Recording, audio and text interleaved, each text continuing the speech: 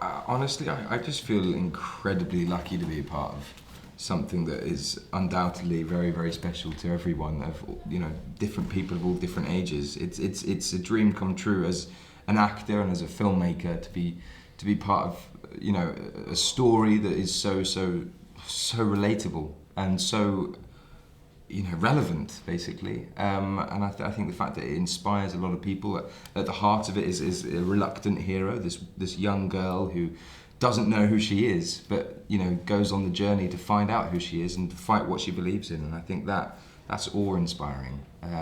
So yeah, it's not only made me grow as a person, but I think it's made the audience grow. So it's a perfect job to be a part of, really.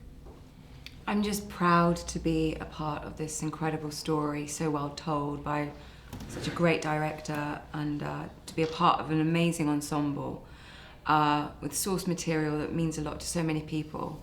But I'm just proud, really. I think the Hunger Games phenomenon is really zeitgeist. I think we're going to look back in decades to come and really be really proud that we were a part of it. I think it's to not be afraid of who you are. I think that's the message at the heart of it for me. I think what's great about these films is that everyone watching will get something different from them. But the message that I personally take, it's to not be afraid of who you are, or to speak up, to sort of speak your mind, to fight for freedom, fight for what you believe in, and to not to be pushed around. I think Katniss goes on such a hellish journey at times, and especially through the two Mockingjay movies, she spends a lot of it being kind of pushed and shoved and manipulated into doing things. But when she finally decides what it is she wants to do, go kill President Snow, that's what she does, and she does it in the Katniss way. So yeah, to be yourself, I think. For me, I think to be a part of the Hunger Games has meant that I've had my faith reinstalled a bit with the film industry, to know that a blockbuster film can still have such important and complex messages that it is inclusive for a whole wide demographic, with a really great strong female protagonist, but also other female roles as well. I just think it's really wonderful what Lionsgate has achieved in making such a commercially viable movie also so honest, truthful and relevant to a whole generation. So Finnick's evolution is pretty amazing, really.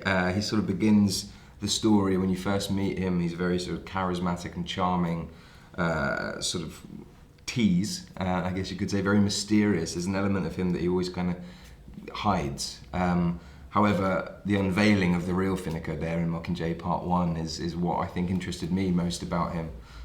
He's the sort of sensitive, melancholic and romantic side of his personality.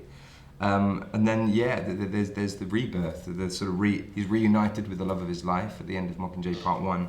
And at the beginning of Mockingjay Part 2, the two of them are able to unite in the form of marriage, and he continues to fight for what he believes in and to kind of support the one of the only other people that understand him, which is Katniss Everdeen. And I won't spoil the end, but yeah, that's I suppose the evolution of Finnick.